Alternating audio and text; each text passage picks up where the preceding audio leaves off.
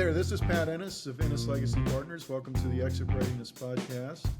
I'm here with co-host Walter Dial, CPA and tax partner at GRF CPAs and Advisors in Bethesda, Maryland. Our mission here on the podcast is to provide you, the business owner, with subject matter expertise on topics pertaining to building transferable or sellable business value and then planning for your eventual exit from the business. We want to help you build a business that is transferable and then help you exit successfully on your own terms and conditions.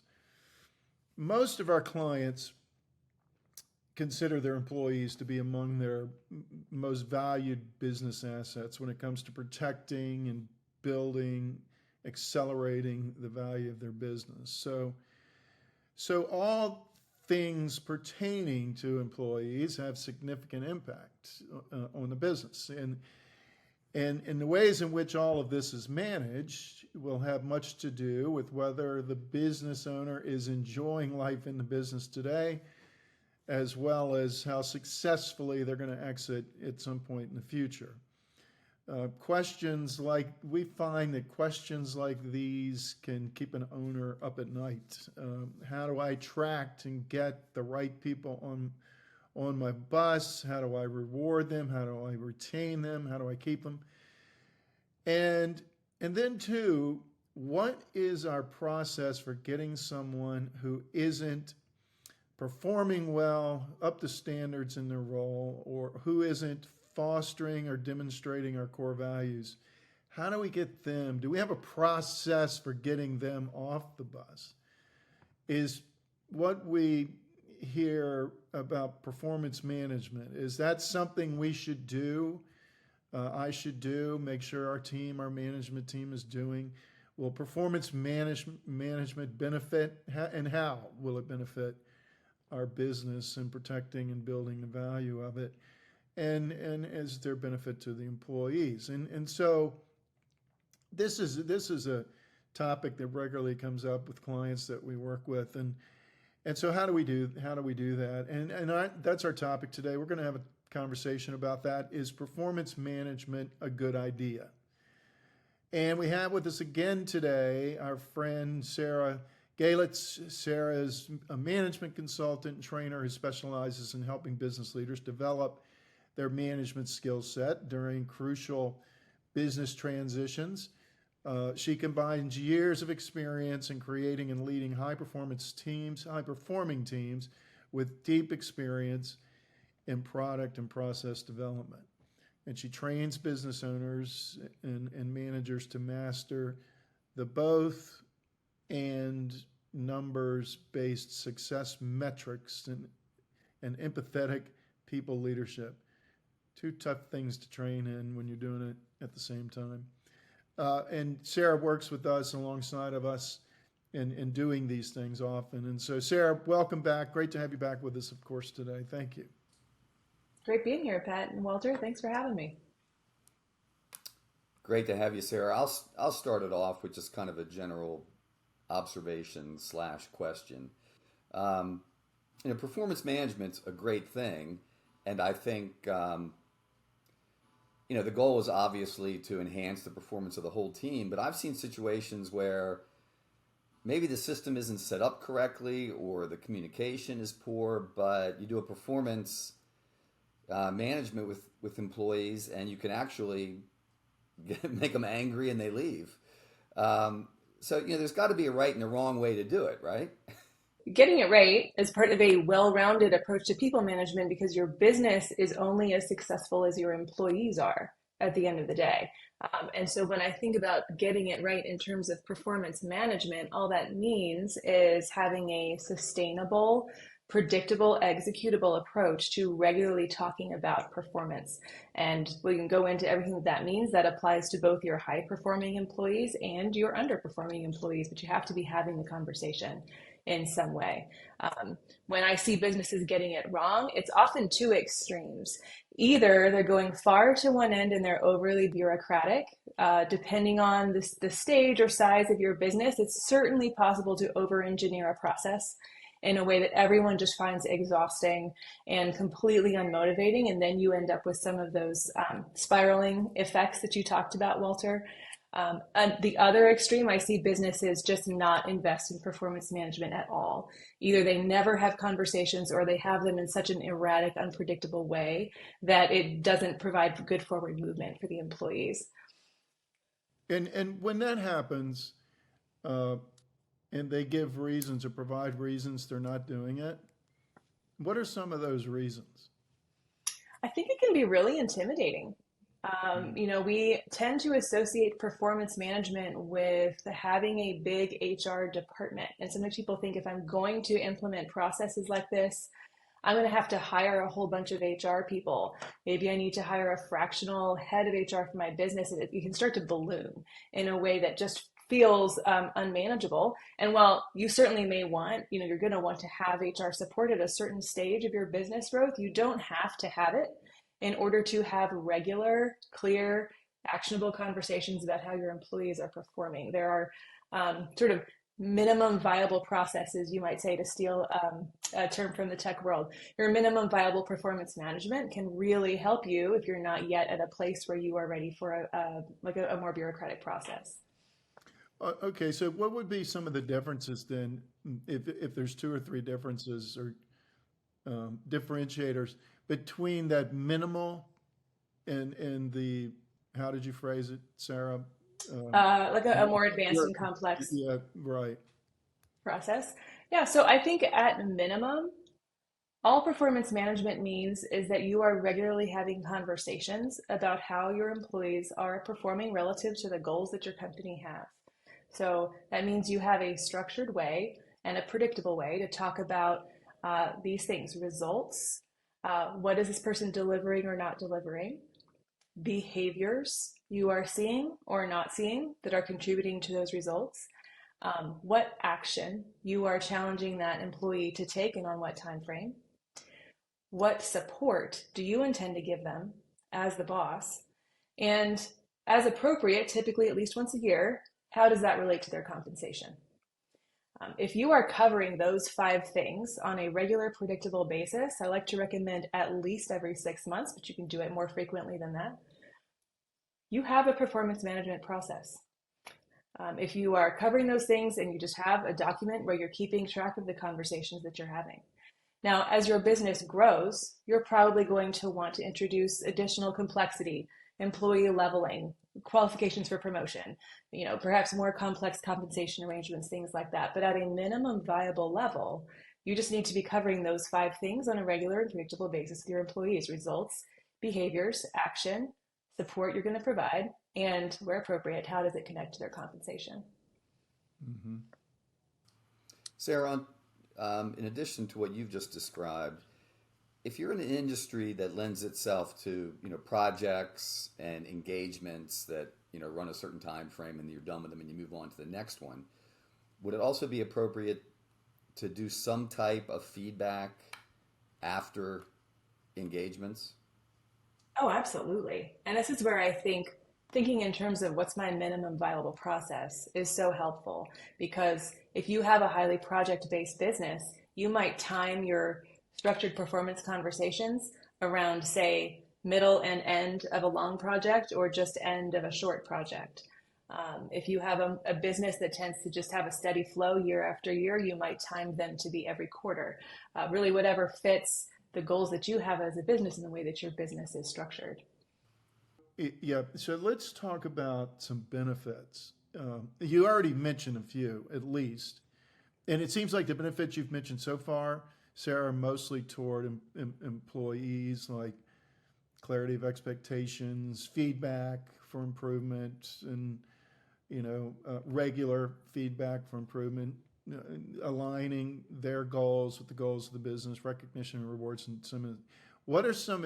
What are some of the other benefits that let's for employees? But then let's transition to what are the benefits for the employer or the owner of the business? Oh, absolutely. I think the benefits are so myriad. When we talk about you want the right people on the bus and staying on the bus as your business grows, that means you're going to need to have clear expectations so that your people can deliver on them. because that's what you need from them in the end for them to deliver those results. You giving feedback allows your employees to improve over time. That is what you most need from them. I think one of the areas of business we have the least data about is what your employees are actually capable of if unleashed to their full potential. And a way that you unleash that full potential is by having regular performance conversations. I mean, we could just go on and on about the benefits. I think also from the financial perspective, you want to be able to align your compensation plans to your financial models and ensure that your compensation is going to the employees who are contributing to the most to your business success in a way that furthers that and replicates it over time. I would love to hear from you, Pat and Walter, what kind of benefits you see. Well, yeah, I'll lob out a couple here that came to my mind recently that I don't know that they'd occurred to me before, or at least this in this pronounced way. One is, we have clients who want to avoid massive layoffs. And I see where if you're being disciplined about performance management and you are continually just, improving the team through performance management, and that can mean, termination of some employees along the way. If you're systematic about that, you may not as quickly get to a point where you have to do mass layoffs, but just because of the financial implications. And then another similar is, when you want to give, when it's time each year where you want to give raises to folks, of course it's going to be helpful there because there may be some people that you want to give more of a raise to than others because of the job they're doing and so on and so forth. But if you still have people on your bus who really just shouldn't be there, but you haven't been sustainable and executable and predictable and regular in your performance management, it's going to be hard just to get rid of those folks expediently when you really need to source funds to get it to the people that you want to stay on the bus. Because it is a competitive job market. That was a little bit rambling, but did that make any sense? To either one of those points make any sense to you? Absolutely. It reminds me of what we all know about a savings account, which is that the time you need it is not the time to build it. The time that you need to be able to reap the benefits of a sustainable performance management process, the time you need it, moments like that, was like, I need to avoid a layoff or I need to make some key compensation decisions.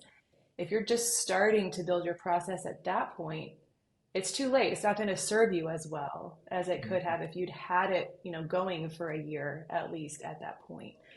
And should you need to make some tough decisions about people who shouldn't be on the bus, a good system that you have at least a fundamental basic level of documentation about is also a good way to protect yourself from potential legal exposure because you have documentation of how you got to those decisions. Again, it's not your only reason, but it does play into it. And I think having that system over time really does give you the authority and flexibility to make those key decisions when you need to make them for the health of your business. Mm-hmm. Yeah, Sarah, one thing I've noticed is if you're in an industry where there's the potential for lateral movement within the organization, like for instance, a CPA firm, maybe you have somebody who came in as a tax person and for whatever reason it's not working out, but they may have the exact skill set to become an auditor. So when you have these meetings, that could be something that comes up as a potential benefit. Just, properly positioning people within the organization. So true. And that's why I always advise people who are having performance conversations with their employees to not just talk about the results. Very, very important to talk about results. If you're not talking about results, I don't think you're even having a performance conversation. So absolutely start there. But also talk about what strengths you see in that employee's performance that allows them to deliver those results. And that may lead you into a conversation about whether they'd like to make a lateral move, whether they'd be a better fit, out as an auditor, for instance, because you're having that open conversation. You're not only building trust with the employees, that'll be your savings account that pays off over time, but you're also be able to put people in the right seats on the bus over time. I think that's so true, Yeah. Walter. Let me ask you a question regarding timing, because I've seen situations where if it's an annual talk, which means it's also going to be coupled with this is the amount of your raise. Pretty much all the person, if it's that kind of meeting, it just seems to me all the person cares about is, well, how much is my raise going to be? So it seems like it might be beneficial to separate those two. Does that make sense Uh-huh. or no? I think so. I think as long as you are talking about those two things in some regular and predictable manner, you're talking about performance and you're talking about compensation, you get to decide whether you want to have that in the same conversation or not, whatever works best for you and your situation, your business. Yeah, that probably makes a case for more than one conversation a year, right? Because if Mm-hmm. you've had at least another one semi-annual, then there's going to be at least one conversation where that's not going to even be on the table yet. Um, so yeah, what would you say to owners who they don't really they don't even have minimal. They know they need to do it, but for whatever reason, it's just, well, you said earlier, intimidating, or maybe it's that, maybe it's just one of those things that owners just don't like to do. Um, what would you say? Steps one, two, three. What should they do? I think that's a great question, Pat. And I want to start by acknowledging that if you are a business owner, I'm sure that I want to deliver performance reviews is not the thing that got you into business.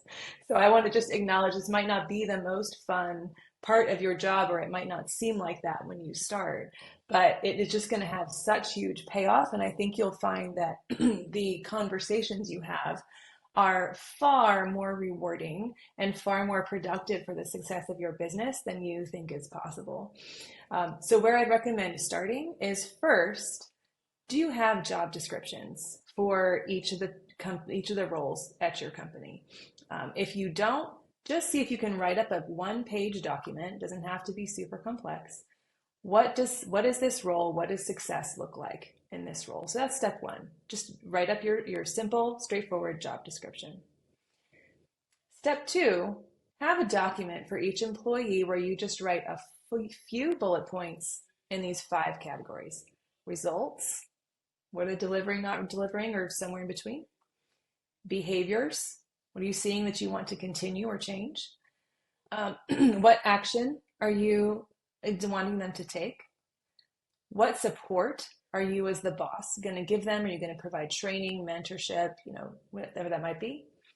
And then, if applicable, again, we're probably not going to talk about this every time, but if applicable, any compensation changes they need to know about. So it's just those five bullet points: results, behaviors, action, support, compensation as appropriate. Doesn't need to be more than one page. Just keep it that simple. Write that down. And then three, put the conversation on the calendar. And when you do that, two things: put the first one on the calendar and then put the next one on the calendar too, so that you know that you are setting up a repeatable process. Decide how often. I'm going to have this conversation every 6 months.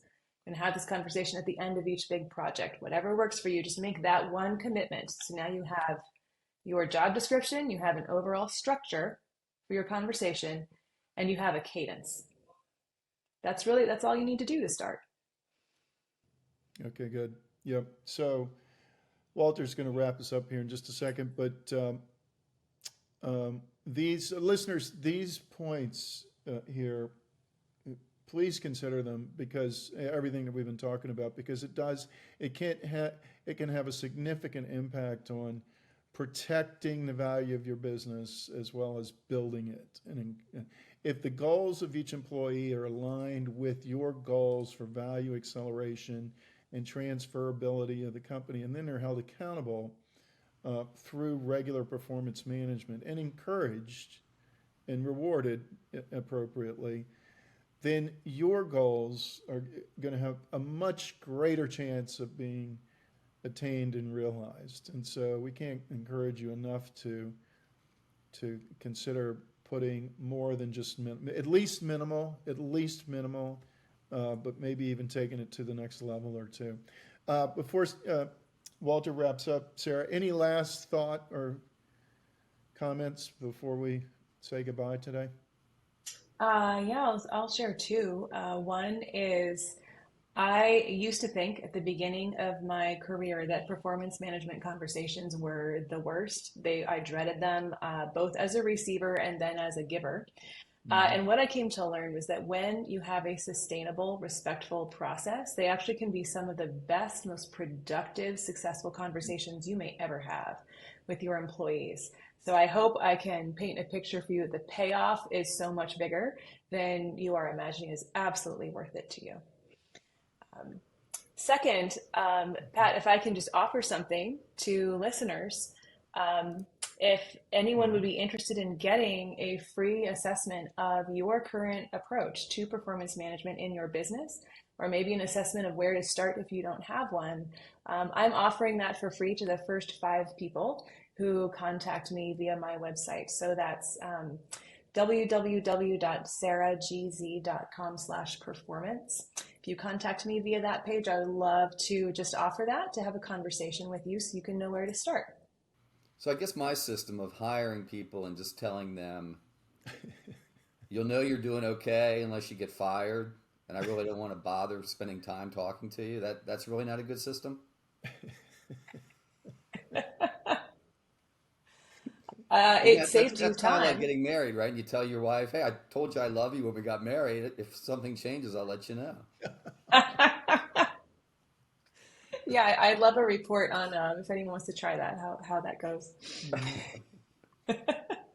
That's old school right there, boy. Sarah, as always, thanks so much for joining us. Really, really enjoyed it. I'm sure the listeners got a lot out of it. What's the best way for an interested listener to get in contact with you? Oh, well, thanks for having me, Walter and Pat. It has just been a pleasure to talk about this.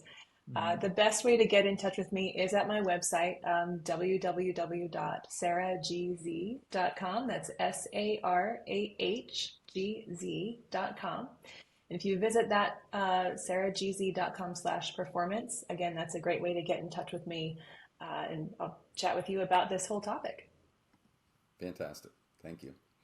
And listeners, if you want help in maximizing the value of your business or planning for your eventual exit, you can reach Pat at 301-859-0860, and you can reach me at 301-951-9090. If you've benefited from today's episode, please consider subscribing and liking and sharing it on social media. As always, thank you for listening, and until next time on the Exit Readiness Podcast, this is Walter Dial and Pat Ennis signing off.